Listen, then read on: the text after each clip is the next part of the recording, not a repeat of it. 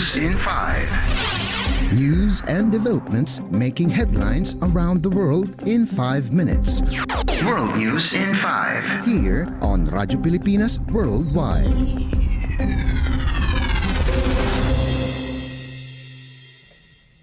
Good day. This is World News in 5 here on Radyo Pilipinas World Service.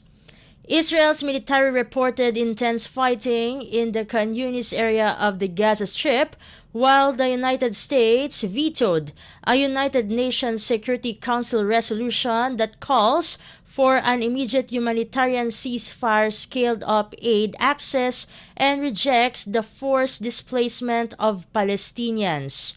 For weeks, the United States, Egypt, Qatar, and Israel have been involved in delicate negotiations aimed at the release of all hostages and an extended pause in the fighting.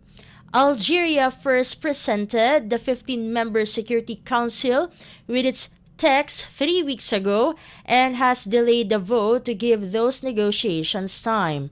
But the country's ambassador, Amar Benjama, said silence is no longer an option and it is time for the council to act. The Algerian text had strong council support. 13 members vetoed or voted rather for it, while Britain abstained and the United States cast its veto. It is the third time Washington has used its council veto to block a ceasefire measure. Israel's envoy, Ambassador Gilad Erdan, called the idea of a ceasefire absurd and not a magic solution. Erdan urged the council as a whole to condemn the Hamas terror attack of October 7, which it has so far not done. Several council members said in their remarks that the council should take this step. World News in 5. Here on Radyo Pilipinas Worldwide. In other news overseas, Ukrainian President Volodymyr Zelensky welcomed a $683 million military aid package from Sweden, which comes as Ukrainian leaders continue to push for more international help in their fight against Russia's full-scale invasion. Zelensky called Sweden's support a significant contribution to Ukraine's resilience in the face of Russian aggression and a powerful investment in preserving peace and freedom in Europe. Swedish Defense Minister Paul Johnson said the aid package was the largest yet his country is supplying to Ukraine and that the equipment and weapons meet some of Ukraine's most pressing needs. However, Ukrainian Prime Minister Shmyhal stated that while Ukraine's military has gotten US and European support, it needs more long-range missiles to bolster its air defenses against Russian attacks. Zelensky said on Monday after visiting the front line near the northeastern city of Kupiansk that Russia is exploiting delays in military aid to Ukraine. Ukraine's biggest supplier of military aid, the United States, has not delivered a new round of aid since December when funding ran out.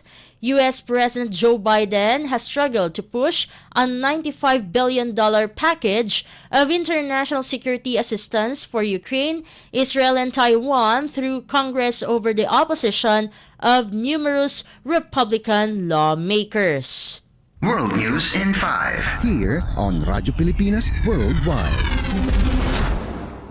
And finally, in celebration of Philippine National Arts Month, the Philippine Consulate General in Guam launched its art exhibit Pintig ng Sining or Art Beat at Centro Rizal, Agana on February 10, 2024.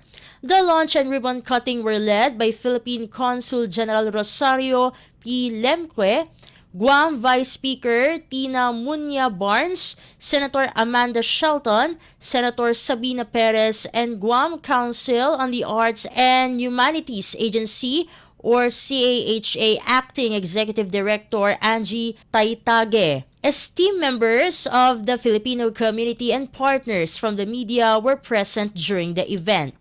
The art exhibit features the artworks of 8 Guam-based Filipino-American artists, namely Ruby Jane Buhain Redila, Marvic Kagurangan, Shelly Calvo, Iko Munar, Liam Padua, Jay Redila, Merck Tenorio, and Rolly Zepeda.